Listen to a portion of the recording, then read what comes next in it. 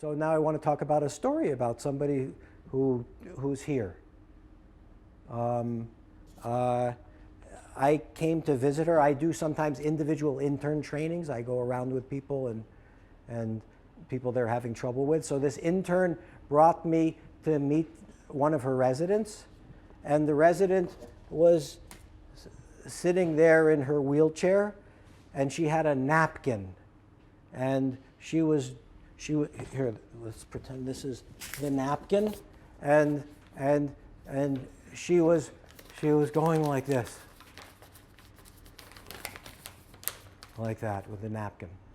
And the resident sat next to her and said, "Hello, Ellie, how are you doing?" I don't remember the woman's name. I'm pretend it's Ellie. "Hello, Ellie, how are you?" Ellie doesn't respond. "Hello, how was lunch?" No response, right? So then afterwards we go off. I talk to the intern, and she says, "This is why I brought you here. I don't know how to get through to her. There's like nothing." I talk to her, she doesn't talk to me.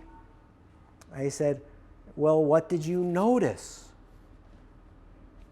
Said, "Well, I noticed she wasn't talking to me, and that she's just looking off in the distance." I said, "What did you notice anything about the napkin?" And she said, "Oh yeah, she's doing something with her napkin."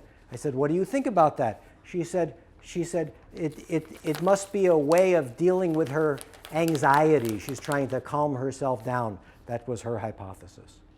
I said, "That's an interesting hypothesis. That's a very interesting hypothesis." I said, "Let's see what happens." So we went back, and this time I interacted with Ellie. And this time I sat across from Ellie instead of next to Ellie.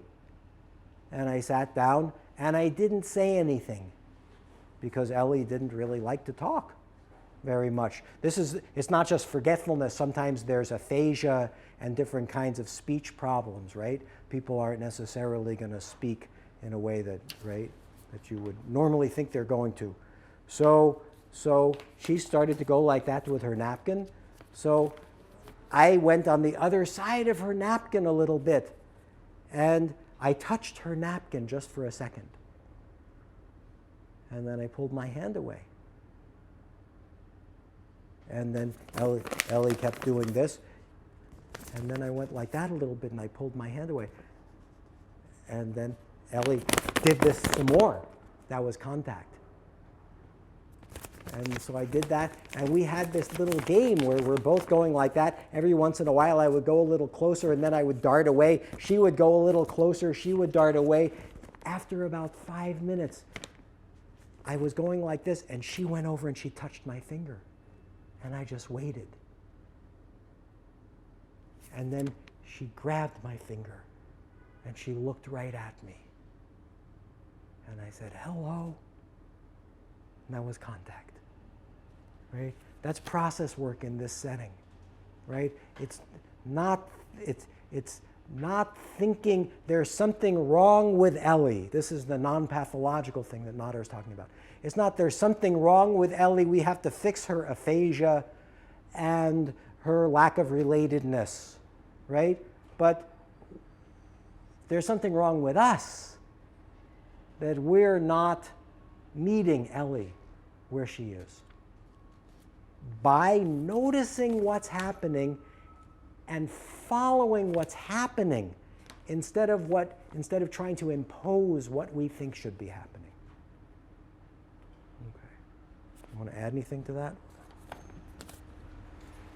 I mean, I think it's just, all I can think is just what we were talking about this morning, that to constantly be noticing your own process in this. This is really ultimately the big learning that I'm hoping that you can take away from this in this year. What is going on? Because for Lane to be doing this, I mean, it sounds easy at that moment, but you got to be really noticing what is happening there, and that I'm not going to come from a mindset of I got to do something big here or whatever. I mean, that's a very moving moment, right? And that's contact. And in terms of my process, right? If I think Ellie has a problem with relationship. Ellie has a problem because she's not in contact. And I'm not also thinking Lane has a problem with relationship. Lane has a problem because he doesn't know how to make contact. Instead of Ellie doesn't know how to make contact, Lane doesn't know how to make contact. And then that's my work on myself, rather than thinking she has to do the work on herself. And by me doing the work on myself, that helps her to do the work on herself also. She does actually learn how to make contact through that, right?